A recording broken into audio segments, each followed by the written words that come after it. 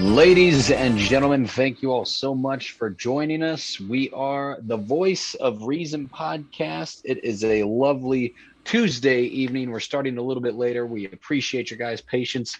As always, my name is Sean Phillips, and I am joined alongside my lovely co-host, Mr. Andy Van Beber. Andy, how are you tonight? Well, I'm alive and don't have anaphylactic shock to bee sting or to wasp stings or hornet stings, whatever you want to call it. But hey, there you go. Yeah, I had a little bit of a so folks, we do apologize for those we did not do the podcast last night just because Andy had dunked himself in a gallon of ice cream and attracted some bees to come on over and invite Yes, themselves that's into exactly to what I his did. arm. Yes. So no, I was actually helping my sister-in-law last night charging her car. We have hornets around our house, and I thought I thought I had them taken care of, but I didn't get them taken care of, and so one stung me last night, and my arm swole up, and I called Sean. I said I have Popeye the Sailor arm going on, and for those of you younger listeners who don't know Popeye the Sailor, I apologize. Just go look him up. But yeah, my arm was huge, and then this morning, well, we called our telehealth nurse last night, and she said, "Well, you're not going through any kind of anaphylaxis. As long as you can breathe and your tongue's not swelling and all this other stuff." I said, "Yeah, I'm good." So this morning, swelling went down my arm, almost to my wrist. I freaked out. Went to prompt care over in Bowling Green. Shout out to those folks over there. Do a great Oh job. yeah. Hannibal Regional, um, and they got me right in at 7 o'clock this morning and said you are not infected. So they gave me a shot of steroids, and I'm one of those people where when you get the shot of steroids, usually just shuts me. I know some people like amps them up, but when I get a prednisone shot, man, it takes the wind right out of my sails. So Man. Well, I was hurting this I was hurting today and got home, took a little bit of a nap, and then my son got excited when our disc golf set came in, and so we went out, and right before sunset we went out to the YMCA and did a round of disc golf with our new set. So that was a lot of fun. nice. Yeah, we're Nice. How is he at disc golf? Pretty good. well. He actually, for a little feller, we've been watching videos together and everything like that on how to it's like when you go out to the beach and or wherever and you just throwing a frisbee, you're just going like this. Yeah. Disc golf, I've found out, is just a totally different where you have to turn, contort your Oh body, and yeah. and just I mean these guys do, and Bryson does fairly well. I only beat him. Actually, I only beat him by 7 strokes, which for the little guy is, you know, Yeah. is you know pretty I pretty good. there's like a video and it's like one of the all-time greatest moments in sports and it's relatively new. It's a disc golf like world I championship or saw something like that. in the And the guy he needed a hole in one yeah. to win and he hit it and it's one of like the craziest videos you've ever but yeah, he Is that the just one that is like kind of like it has this crazy hook into it and it just comes? it literally goes like around a whole bunch of Yep. trees and stuff. Yeah, Yeah, I yeah, yeah. saw Yeah. that. It's Oh my yeah, gosh, that's good man. stuff. That's It's good yeah, stuff. like those kind of moments like in sports, like because when you're kind of watching it, you're just like, well, it didn't seem like it was that far, but to like just understand what has to go in to make the perfect shot and you need one to win is It was. absolutely insane. I watched. Yeah, to I I want to do as much, and not I don't talk smack about my dad or anything like that, but my dad, he did fishing and he took me deer hunting, but when it wasn't any in season, we just didn't because my dad was a church planter, a pastor. You know about this being a pastor's kid, Heard that. and so dad and I just never. And so whenever I have a chance to find something that my son likes to do, and we can do it, Hmm. man, and he really digs the disc golf scene. And again, shout out to another guy, Sean Geralds, who is the program director over at the YMCA here in town. He actually is the one who designed the course for the YMCA, Oh, and nice. it comes with the membership. I like anything that's, a little free action. So Hmm. I like that. So that's But how about you? How was your Nice. weekend? Good. And busy. What did I do? What was this weekend? What did I? Oh, we went to a pumpkin patch. Oh yeah. Yeah, it was a busy weekend for me. Went to a pumpkin patch on Saturday with my family. Um, my daughter got to hang out with her nieces and grandma and grandpa and Hmm. had a blast and did some good shopping. I always love like because this pumpkin patch had a bunch of like little flea market vendors and stuff, and there was all kinds of interesting goodies. Okay, so this I actually do want to address something. Oh. So I thankfully I'm not a very I if people insult me or people around me, depending on how far they go will depend on how outspoken I'm going to be about the situation. Yeah. But I'm sitting there, we're looking at these booths, and there's these two older than dog shit fellas that were sitting around this table, and they were selling a bunch of goods that they had, ordered from eBay, and it was like Apple Watch wristbands for $3, Like the and like Oriental all Trader like kind of thing. yes, a bunch of very cheap foreign goods that they that's what they were selling, and these guys were old. Um, and Tony was to my right. She was at a different booth, and she was wearing a pullover sweatshirt and had her sleeves rolled up. And for those that don't know, my girlfriend has two tattoo sleeves, or her arms are covered in tattoos. Uh-huh. And I'm sitting there. I don't think that these two gentlemen realize that I'm with Tony, that Tony's my girlfriend. And they have to make it a point to one another to talk. They literally, the words that came out of this guy's mouth was like, wow, she was so beautiful, but she just ruined it with those stupid So it tattoos. The was tattoos ruin it. they didn't do a good stage whisper is what you're saying.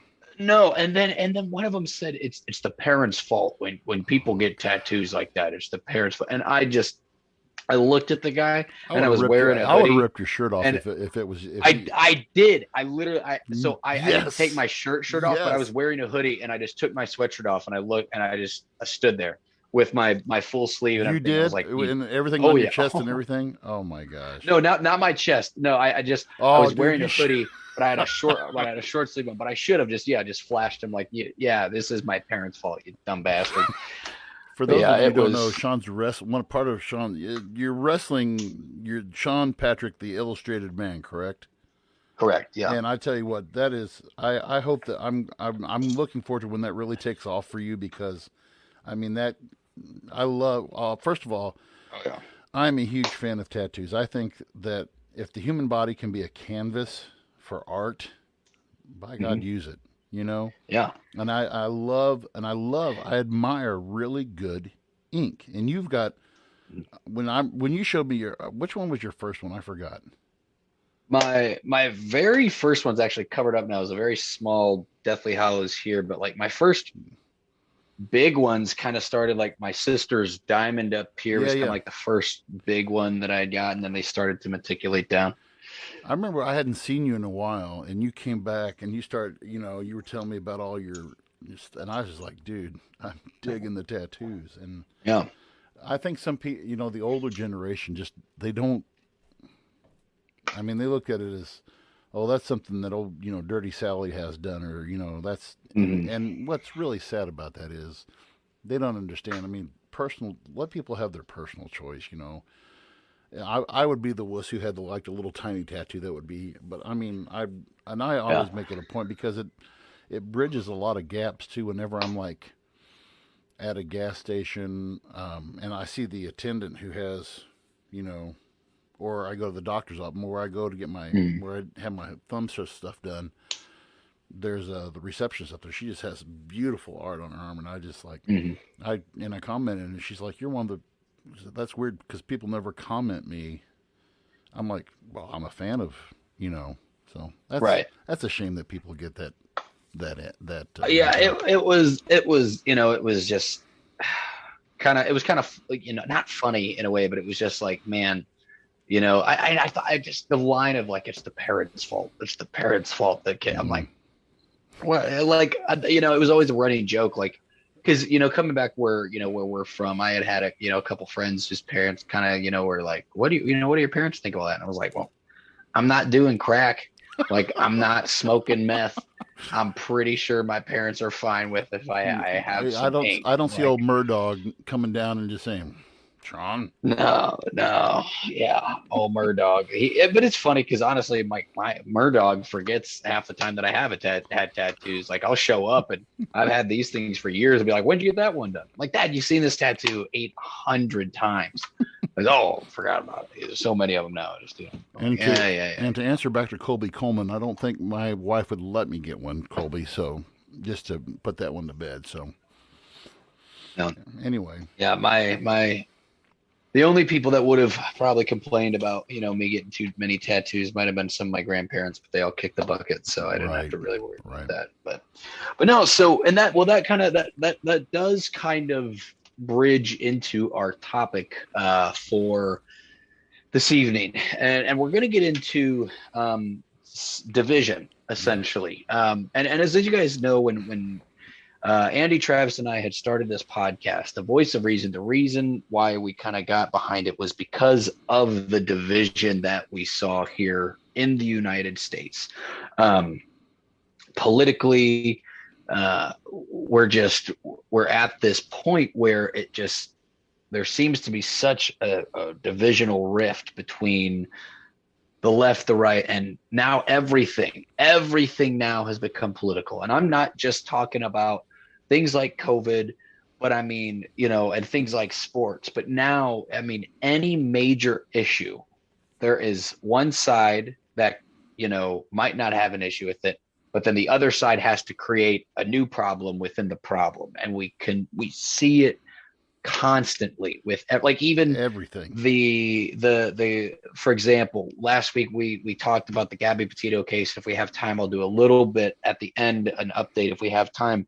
But that became political. It became politicized Because based on it's, her what they race. say, missing white girls or something. Yes, correct. And tried to make compare. And again, we can get into that at another time. Yeah, that's another But it's just it's wild how everything has to be political now. And it's not like to say in history and things have always been political, but now more so than ever, I think not only are things political like they might have been, but now it's to the point where people are at each other's throats for everything. So Andy, what talking points did you kind of Well, have that you wanted to I roll want with? to I want to start for where I came with this and what lit the fire underneath my butt for this. Um, and I try to stay connected on, as Sean does too, to not just conservative outlets or I try to keep plugged into everything. And one guy who is kind of my liberal barometer is a guy who is on what's it called? I think it's called Real Time with Bill Maher. Bill Real Maher. time or real talk? Real Yeah. talk, Real real time, time. I Yeah, think. real talk. Yeah.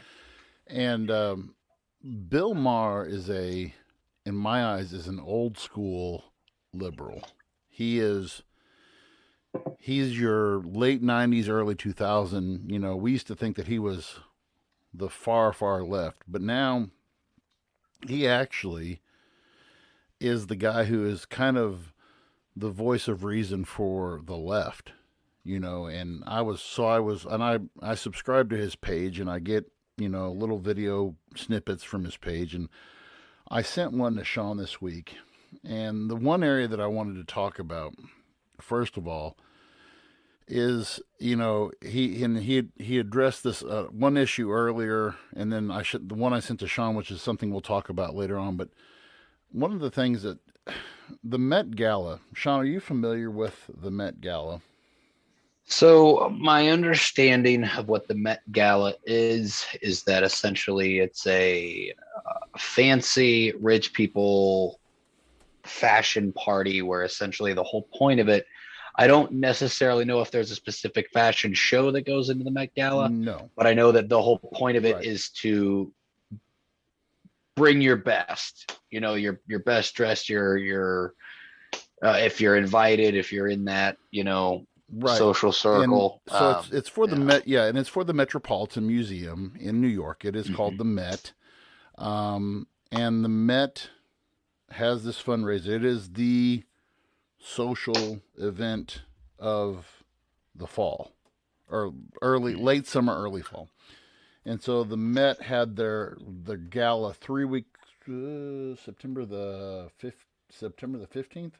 Yeah, Mhm. September the 15th. And so I'm going to put up for the viewers on the screen here. So for those of you who listen to us on the podcast, what I'm putting up here, this is, I always mess up her name, Alexandria Ocasio Cortez, who is this is her second term from New York. And so she shows up to the Met Gala with this dress on. And on the back it says tax the rich. Now, needless to say, she did not make a lot of friends with this dress, but she has gotten a large number of critics for wearing this dress. Now, for those of you who don't know, the Met Gala, we're talking 35 to get one ticket to this event is 35 grand. Okay? To have a table is 275, so you can purchase a table for $275,000. Now, what I find so, when again talking about division and the political, I don't know if somebody's getting, if this, I hope that this isn't like somebody's dark devious scheme to divide America so much that, you know we're so against each other on every facet of everything. But so AOC, she wears this dress to a. By the way, your House of Representatives members make $174,000 a year. Okay, so she wears this dress. This is a $2,000 dress that is designed by Aurora James. Now, if you don't know who Aurora James is, she is a kind of a up and coming designer in New York City, and she runs a shoe and accessory company that's called Brother Vales. And if you go to their website, this is some entertainment, by the way. If you go to her website, she has. So I did some investigating. There is a she has a I don't know the stiletto heel for a pair of stiletto heels for $375. She has I found a pair of these wool socks on there for $150. And to me, this screams. One thing it screams is just absolute hypocrisy. And she's like, "Well, we're sending a message." And her comments from the red carpet just floored me. That we're just too hardworking. We represent two hardworking young ladies from the inner city who just, I'm like, you're at a gala of the rich. The only statement you're sending is you're an ass. And to divide people on I think when we start getting in the area of wealth, and Sean, you can jump in anytime. The thing, and we've talked about. I mean, we've touched a lot on wealth issues on this show. We have talked about minimum wage. We have talked about the living wage. We have talked about inflation. We've talked about all of these things. But people look at the wealthy as villains. Now, do I think the tax system needs to change and close up some of the loopholes? Absolutely. Because when you have somebody like a Donald Trump who makes billions of dollars a year, and what was it? His last tax disclosure was like he paid, I forgot how much it was, like under $1,000 of taxes or something like that. Something insane. And Yeah. so, yes, that's something that needs to be fixed. But when we start vilifying one side against the other, and this just may be me going going overboard here, but we we need the wealthy to fund the economy through providing jobs. You know, if you don't have a Jeff Bezos, you don't have an Amazon. If you don't have an Elon Musk, you don't have Tesla. If you don't have um, Bill Gates, you don't have Microsoft. You don't have these guys who drive our economy. And you say, well, they're evil people. Okay, I saw a headline that said, and it was some ignorant math. I don't know who taught these people math, but it's like, Jeff Bezos now is worth is approaching $500 billion, $500 billion, and with that he could give everybody in the world $1 million. It was just, I was like, no, I don't think that math works out. It was something like he could give everybody in the world every person in the world $1 million. Is like, okay, well, there's 8 billion people in the world, and I'm like, people always think that I've got. I mean, is it a matter of jealousy that divides us? Do you think that if I say, well, that Jeff Bezos is evil, that Donald Trump is evil because he's wealthy, is it because I don't have that? Or is it because, I mean, is it just they're naturally evil, or is it just greed or envy on my part that I don't have that stuff? Um, I think about this a lot. Um, there's the old argument of people that say billionaires shouldn't exist. I will never be a billionaire. Right. I'll say it. I will never be a billionaire. What I can say is people that are billionaires, there's a reason why there are so few of them. There's really not that many. There's a reason why they are worth what they're worth. One of the biggest misconceptions that there is about billionaires is that they have liquid cash of $1 billion or more. Right. That is not the fact. When you look at individuals like Elon, when you look at individuals like Bezos, a lot of that comes from shares that they hold within the companies that they started. It has nothing to do with them just having cash to have cash, right? That's why when you look at like the salary of a CEO might be like $3 million, whatever it might be, like that's liquid income that they have.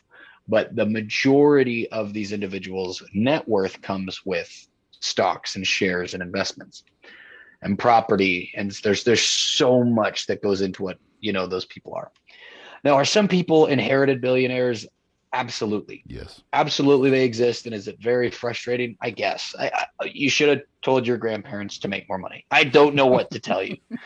Um, and again, there's levels to that as well. Like I'm a white American, whereas other individuals whose ancestry didn't have the same fortune that white people's. And that's okay.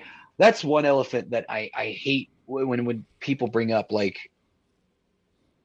people seem to forget how pretty recent slavery was. Like if you Right. look at how generational wealth works, um, it's very hard. Like look at like in a lot of cases, right? If your parents are poor, typically you might be poor. If you go back, the generation before, of if your grandparents Great were Depression. wealthy or Right. great, there's so many things. So imagine like how long it takes for people to dig for families and lineage to dig themselves out of that hole. Now you take that and you kind of go back far, and then you literally have people that were slaves and had Jim Crow laws. Like, let's not forget, um, it wasn't that long ago that Black Americans couldn't drink from the same water fountains as white Americans in some states. So let's not act like it was peaches and cream for people to just get a job so quick. Right. Um, But when it comes to billionaires, they're I hate the term evil, but it's like the old saying, like there's a necessary evil. We have to have billionaires in order to have the economy that we have. Like you said, we need them in order to have jobs. Now, why? Why do these people need this money? I couldn't tell you. I what I do hate is the amount of individuals though that act like they would just give that shit away like it was Right. their job to do. Like up. Shut up. It's not true. And they might say that. They might say, "Oh, if I was a billionaire, I'd do this, this, or if I had $1 million, I would give this, this, this." But then it's like, okay, if you had that, let's say you had a liquid $1 million sitting in your bank account, and you were told that you could either give all this away and be set for a year, or you can spend X amount on yourself and be good till you die. What are you going to do? You know what? And here's the thing. I go back to, and I don't know if my buddy Colby Coleman's still on or not, but he was there when this happened. 1999. I was in a car accident, Mhm. and the settlement. My lawyer told me the lady, and it was just a little old lady who had pulled out, and she is recently widowed. And my lawyer's like, you can own this woman. She had 3 or 4 thousand acres, and it's like, oh, Mhm. you could own this land and everything. And I said, you know what? Just have her pay my hospital bills, and whatever we think is right and fair. So I got a settlement. She paid for my hospital bills, and I got a $50,000 settlement. Now I burnt through that so fast that it wasn't even funny. For the Mhm. and Sean, that was the only time in my life, 1999. So that was December of 1999. That was the first and only time in my life as an adult on my own that I was totally debt free. Mhm. I used that money to pay off my college loan. I used that money to I went through 3 or 4 vehicles. I went through 2 trucks. I went through a Pontiac, almost brand new Pontiac Bonneville. Um, I used to be really big in before I got into Apple. I was really big in, yeah. Colby says the big truck. Yes, the big truck. And then I I mean I went through gaming PCs, and I was really into video production, and I mean it did pay for my master's degree, but by 2004, okay, so that happened in 1999. By So 5 years 2004, later. yeah, that money was gone Mhm. relatively fast. Now, knowing now what I know, what I didn't know then, 20, what the 26-year-old kid did 21 years ago, and what this 47-year-old dude now who's in front of you sees is, man, I could have done a lot more with that. I could have done a lot more with that. You know, I gave what I gave to the church, and then I went nuts. So when people tell me what you just said, when people say I'm going to do this with money, until you're in that spot, and now, granted, $50,000 isn't $1 billion, but to a poor kid who grew up in Central Illinois, whose dad made $900 a month, and had 4 boys at Mhm. home, okay, and made that $900 a month pay for, okay, $50,000 is a lot of cash. And so I call BS when somebody says, well, I'm going to do this and I'd give it to that. No, you're not. I find it. I applaud people like Bill Gates, who the Bill and Melinda Gates Foundation, gives he's the Andrew Carnegie of his day. Big Bill Gates is a huge philanthropist, Yeah, and that's like a thing that people forget too. Is like a his full time job at this point is to be a yeah, philanthropist. that's what he does. Is literally to and when people are like, well, why doesn't he just give it to the? It's like he specifically takes time to find the right organizations to make sure the money goes to the right people and the He's right places. he's not even the COO of Microsoft anymore. He's a CEO, but he's not the COO. He Yeah, gave that job he a long his time ago. yeah yeah his full time job is working as a philanthropist and doing. Well, I guess everyone thinks that he's out to plant everyone with microchips and Right. and Yeah, yeah. get that Oh, done. God. But and then the other thing, um, so the founder of Turner Network, TNT Television, TBS, CNN, Ted Turner. Okay. And I still Yeah. remember this when I taught current events. And we got Newsweek. We did current events and we read through Newsweek each week and everything. And I still remember this cover back in 97, 98. It said, and the headline was Ted Turner's putting billionaires on notice. When he gave, and again, this was 97, of course, but when he gave $1 billion away, and at that time he was only worth, and again, 97, but he was worth like $7 or $8 billion. And he gave 1/8 of his worth away. I mean, the rest of the world was like, "What, are you crazy?" You Mhm. know. But people think of them like you said. They're not. We have to look at the whole picture. And Sean and I, and I'm not going to mention by name, but Sean and I have this one really super liberal friend who's way off the plantation. Love him to death. But when he talks about, there's no logic. When you talk to some people, they want to point at you until they're blue in the face, say you're an idiot for buying into the system and capitalism is evil and all of the. Are there evils in capitalism? Of course there is. Are there people who are trying to screw the system? Of course there is. But at the end of the day, my dad had a saying: "You do not bite the hand that feeds you." Mhm. And unfortunately, you know, in this idea of socialism and taxing the rich, and you know, we don't know. In my opinion, we don't know what true poverty looks like. We have No. no we So people who are, what is it? The poverty line is what, at right 28,000 a year for a family of four, I believe right now. 28,000, 30,000 somewhere in the neighborhood for a family of four. I believe it's somewhere in that Yeah. neighborhood.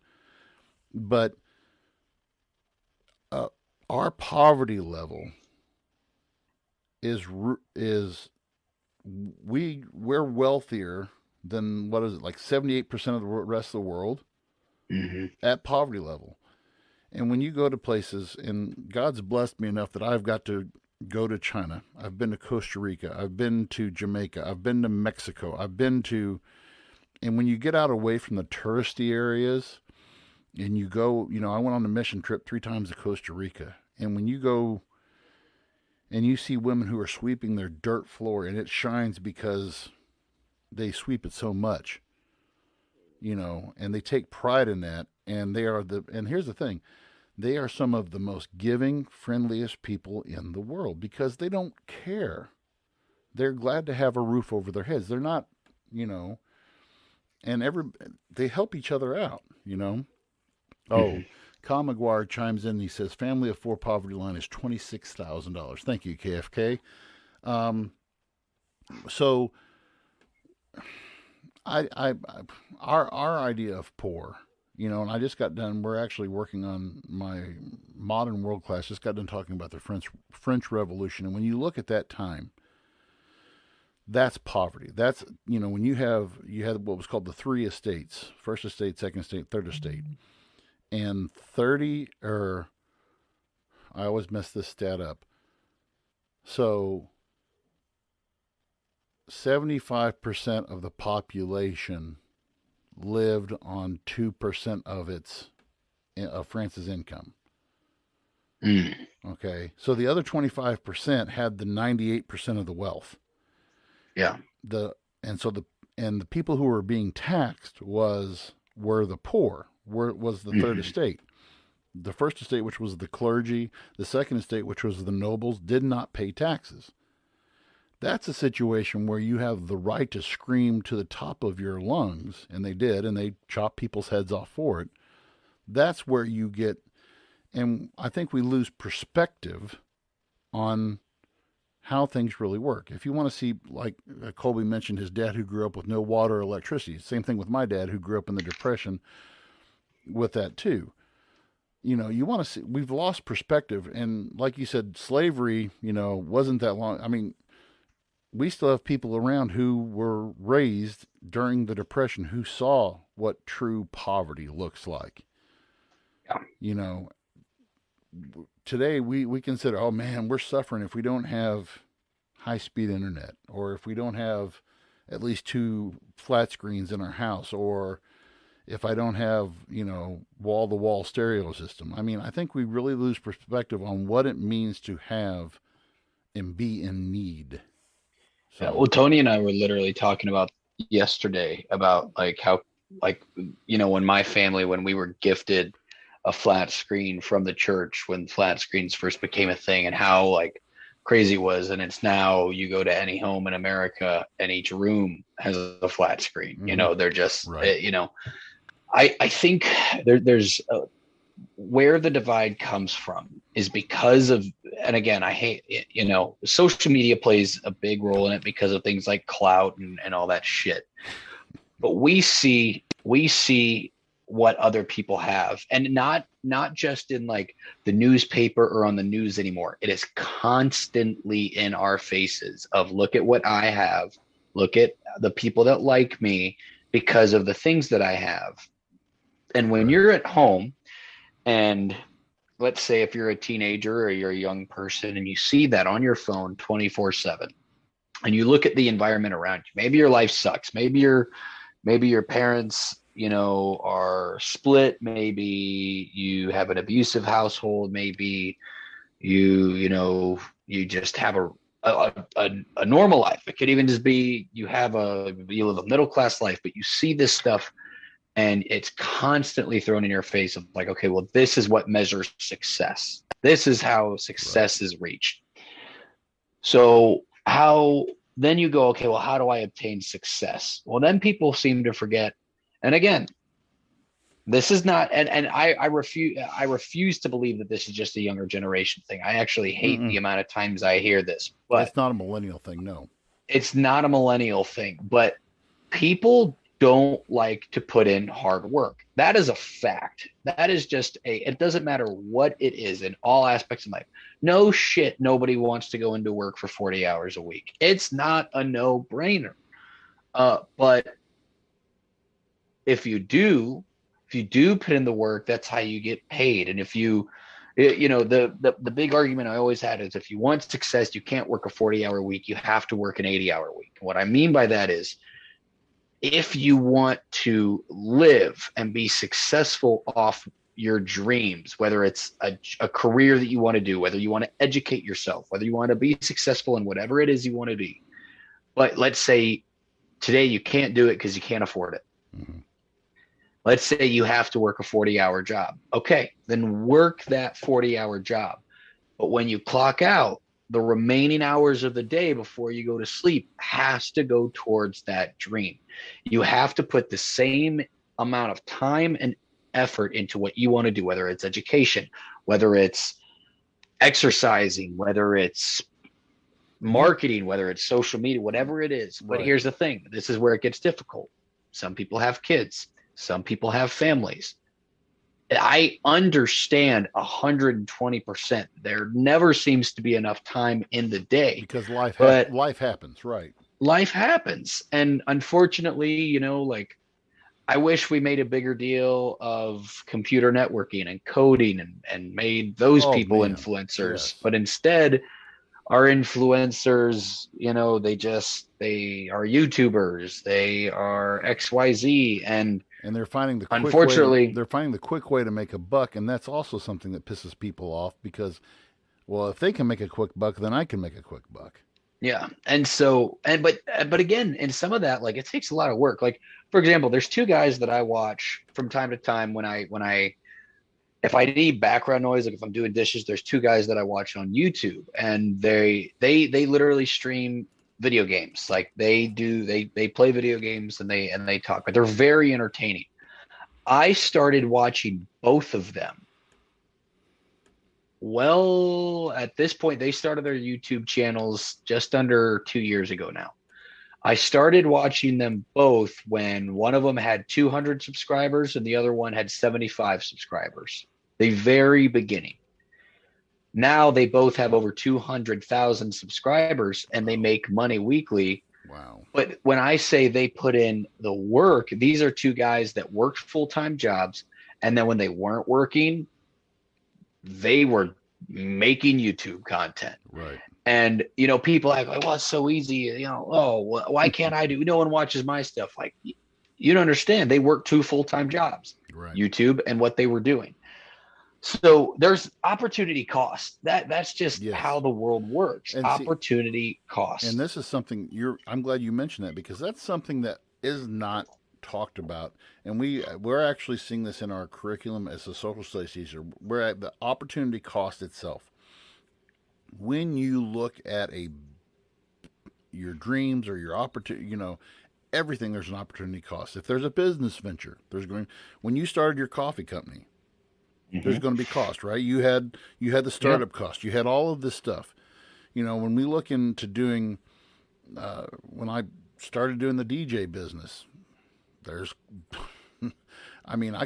if we started going into all the thousands of dollars that I've poured into lights, to pour into speakers, my partner who was with me, Glenn Lister, he $4,000 into a really nice digital set. There's going to be cost. And I wanted to point something else out to what you said earlier. If you don't like your job, then you're just living. You're just being. I made this comment today to my kids, and I wasn't even thinking about tonight or anything like this. I've done what I have done for 25 years.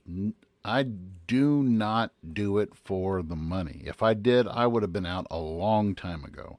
I would have took job opportunities from Troy, from Hannibal, from bowling. I took them. I had job opportunities offered to me. When my teacher, who I did my student teaching under, when she retired, she mentioned me by name to the board at Hannibal, and that would have been a $15,000 a year pay raise to start with. Okay. And I turned it down. Why? Because I love the community that I am. I'm loving what I do. The kids who I work with on a daily basis.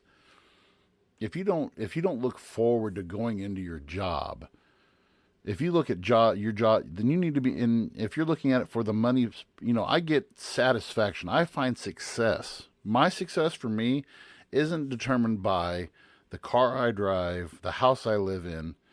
First of all, I don't identify, and I get a little religious on people here, but I first identify as a Christian. Success in my life doesn't mean a whole lot, because I don't base myself on things of this world. I now, do I like stuff? I'm an electronics nerd. I love gaming stuff. I love Apple stuff. I love, but I don't base my success on that. I don't look at my success based upon the amount of, if you base success on the stuff that you have, the flat screens, the big big house, the small, I know people who live in a 1,200 square foot house, 1,000 square foot house, 900 square foot house, and they are as happy as they can be. I was watching some Snapchat content tonight before we came on of this NFL player, plays for the Vikings. He makes $9.7 million a year, which is, mid-tier, probably even a lower tier NFL player. But this guy is building his house, and he actually, so while he ran into some, issues with contractors, so he bought this camper. And this guy talks more about how awesome his camper is. And we're not talking like a big RV. We're talking like a little pop-out, little $30,000 camper. And this guy loves the simplicity of the life that he has. He comes to his camper. He called it his off-season crib. Yeah. Well, like I partially blame him for it, but Lenny Kravitz lives in an Airstream in Jamaica. Has an air, and I blame him for it because I love Airstreams. They're so beautiful, and but because these fucking celebrities have made it the cool thing that like they were already expensive. Yeah. Now it's like They're super don't even go to expensive. the website. Don't even Oh fucking look at man, them now Airstreams are because awesome. it's yeah, they're so cool, but it's literally like the life of luxury on run. I'm like, fuck you. You still hit a speed bump and you're losing your shit. Like, come on. Yeah. Oh man. Lenny. Yeah, so, some of that stuff, but no, like that's a real thing. Like, and there's other individuals like look at there are individuals that live off endorsement deals and don't live like crazy lavish. Like Rob Gronkowski has not spent a dime of his NFL Mm-mm. salary. It's all endorsements and lives a He's a party boy, but he's still. I big mean, party boy, but very conservative as far as yes, like the yes. stuff that he owns and stuff that he does. Like it's again, He doesn't have a people big. view Yeah. success sometimes, unfortunately, and here's the thing, and I'm going to kind of backtrack to what we're talking about, but when you had mentioned how there's good in capitalism, there's evil in capitalism. It's the same thing with socialism. Mm-hmm. People seem to forget the people that abuse a capitalistic society are also going to abuse a socialistic society. That's just how it works. And when you talked about biting the hand that feeds you, I had an argument with individuals because they literally tried claiming to me that if you taxed a billionaire at 60-70%, which you should, they wouldn't leave. Like they wouldn't pack up and leave. And I said, are you out of your mind? Look at how many even smaller businesses have offshored jobs to other nations, to Mm-hmm. other countries Mm-hmm. to save money. Yep. So if you were going to tax the income of an individual in the United States,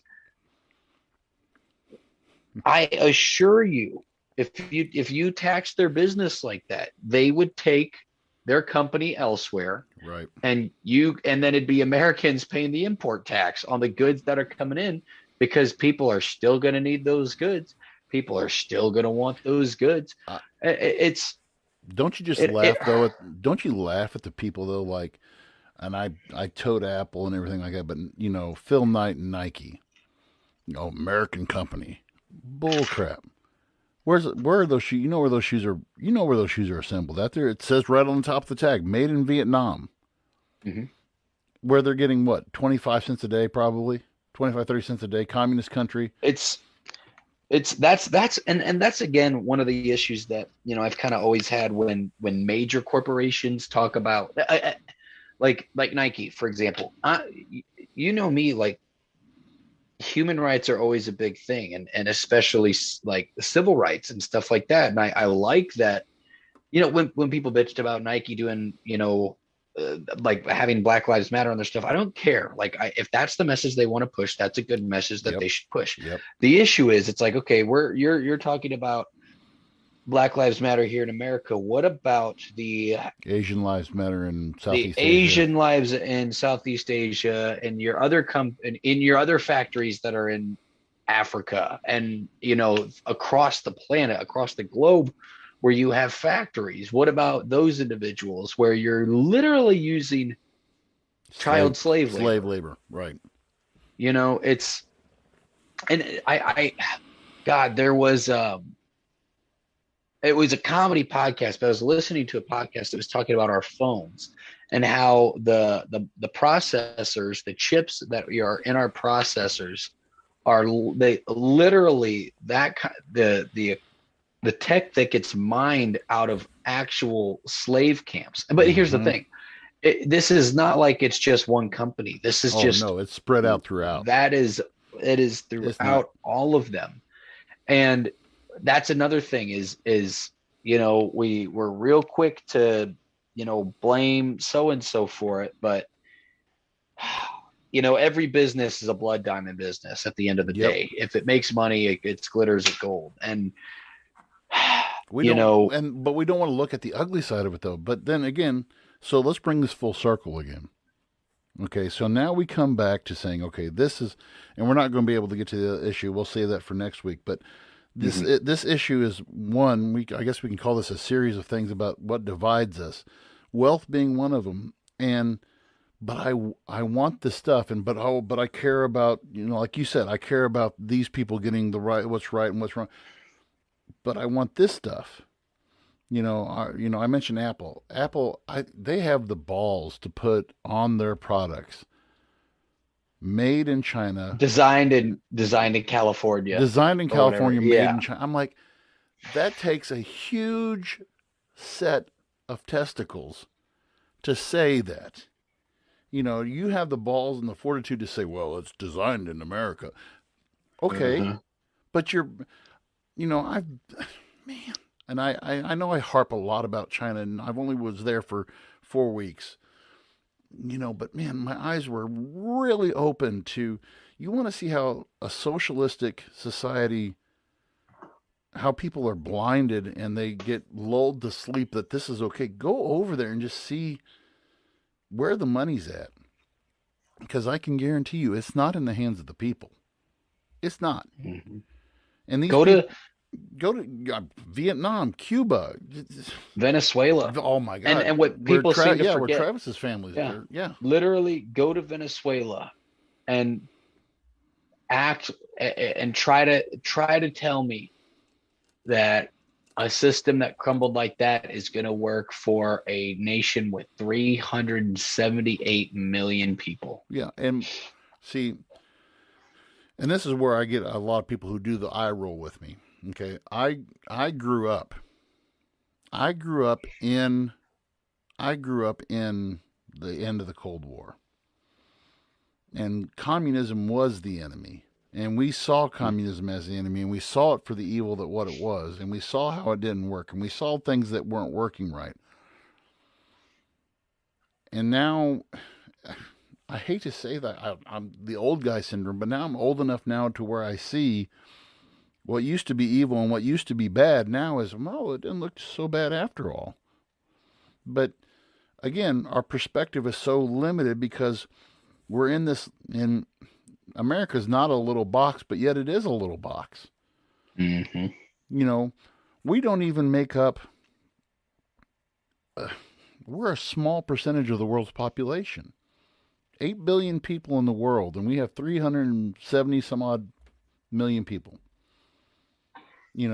Whereas where India has, was they up to 1.7 and China's at 1.9 billion, you go to those countries and you see how they live and how they're paid and how they, I don't know. I really, I really want people. So, and this is what also I'll mention this. This is kind of what inspired this. So my pastor was talking. We kind of were talking this whole series. He's doing a series that's just called "All You Need Is Love," and he references back to the Beatles song "All You Need Is Love." But this week he played a clip from The Help. If you haven't seen The Help, I absolutely loved it because you'll never eat pie the same way again. But and you have to watch it to get what that reference is. But one of the lines in the movie is to show people that you really love them and care about them, you got to speak the truth. Now, I understand that that truth is a relative to whoever situation it is. But part of our our division is the lack of love. The lack that we can't sit down and speak the truth to each other, what we see as truth. Because truth is relative. We can't speak the truth to each other. And so we're divided on issues because we don't want to listen. Hence the reason for this podcast. Part of it is just to say, could you take a moment and just consider? Could you take a moment and just consider that maybe there's something else? And I'm open to, my way is not the right way. Now, there's some things that I'm absolute on. I will not waver on my Christian faith. I will not waver on my Christian faith. I will not waver on, helping those in need, I will not waver on those things. But there are some things that I will sit and listen to and I will discuss. That's why I like to sit and discuss politics, because there are no absolutes in politics. There are no absolutes in politics. There are none. There are no, and if you want to, well, there's absolutes in constitutional. No, there isn't. There are no absolutes, and so I think part of our, and there's no there's absolutes in Christianity, but there are no absolutes in religion. If that makes sense. I mean, you grew up Presbyterian, I grew up Baptist. Okay, Mm-hmm. there's differences in the way that our doctrines believe, but at the core of our beliefs, you and I believe the same thing. Okay, but politics. You got me. If you would have got me in a room 20 years ago, I look back at myself 20 years ago, and Colby can. I was the conservative of conservatives. But as I've grown older, I've kind of like, okay, I just feel like I'm tired of being the guy who was duped in the room because I was so absolute that this was the way to be, and this has got to be the Mm-hmm. only way, because that's the Right. way you were raised.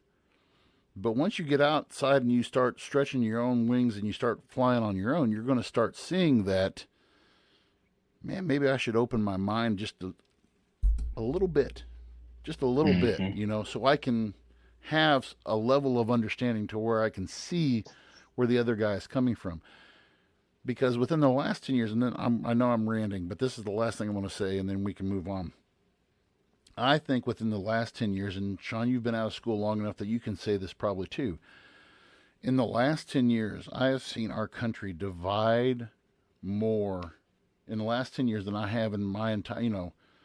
I've been teaching over half my life now, and it's hard to believe that. But in my lifetime, I've seen us just go from this a 9/11 world where we were all together and united in one purpose to a 2021 world where people are at each other's throats over the issue of, like what we're talking about tonight was money. We're going to kind of delve next week, and I'll give you a little teaser. We're going to delve a little bit next week into race. And, we're letting these things just, and I go back to what I said earlier. I pray that there is not some devious force at play here that wants us to be divided, that wants us to be, and when they see just one more thing that they can use to fuel the fire, I mean, I don't know who I could point a finger at or who it is, or, if it was 2016, the Democrats would say, well, it's Russia. But I mean, that that they've got trolls out there on the internet, that they've got trolls out there in social media who are using these things to just stoke the fire just a little bit more. I hope that there is nothing like that that's going on. But anymore, part of me, there's just so many parts of the world that wants to see the downfall of America, and they love to see this division. Yeah. No, I mean, you're not wrong. And at first I thought you were going to say a devious lick out there. That was Devious. yeah. Yeah. Good Lord. Well, Anyway, hey, by the way, happy 30th episode. hey, yeah, we are at episode 30. Just think, we are Almost, 22 episodes away from a full year. We are over the halfway and then mark. we can start the Voice of Reason podcast 2022. Hell yeah. Oh man. Well, no, I really enjoyed, and I'm not sure if there's anything too specific you want to dive into more, but did really enjoy this talk, just because, man, you're not wrong, and we go over it, and when we talk week by week, we express our frustrations and the shit that we see, and when we share it back and forth to one another, and Travis too, and Matt. Whoever we have on is typically, it's like, did you see this shit? And did you see this? And you've got to be kidding me. And Right. I mean, and it's just, it's a constant. And that is the beauty of this. That I look forward to this every week. Same, absolutely same. I mean, when I was a little kid, and I want to get one of my buddies on from my childhood. We used to have a. It's so funny. We used to do this mock radio station. We called it WKGB, where the communists hide. It was we were all anti, but he and I would make these little audio tapes, and we would make copies of them, and we'd send them to our friends, and Mm-hmm. and this was something you want to talk about a dream. I've always enjoyed being able to have a platform where we can do this kind of stuff. And when you approached me about this, that's why I was like, you talk about chasing. I knew I probably can't make a living at this, but at the same time, I enjoy doing this. Even I mean, we have we do have a continual audience, and again, thank you guys for. I mean, we're getting close to the 500 mark now on our likes on our and shares on our Facebook page. And man, that's awesome to see. And we know that at some point in time, there's, not all 500 get us every week, but man, it's so awesome that we can share frustration, life, and just things in general with you guys. And we just appreciate that so much.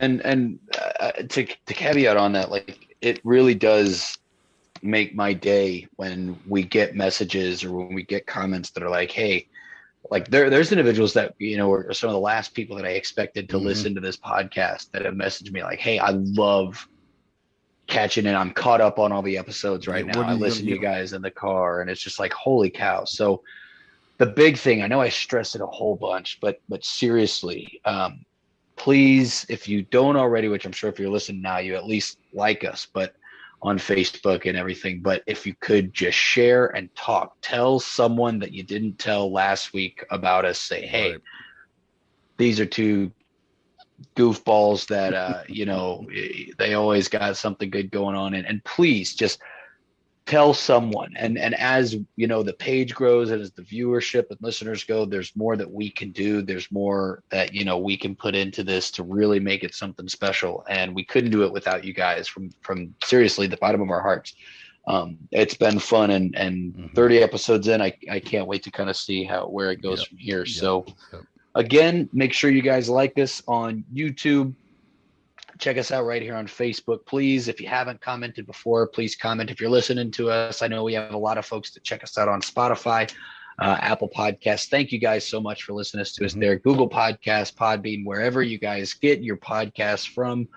Thank you so much for giving us a listen. Again, I'll repeat it. It's a broken record. Give us a like, share, all that good stuff. Let the people know. And I can't wait to be back with you guys next week. We'll see you guys next week. Thanks a lot. Take care.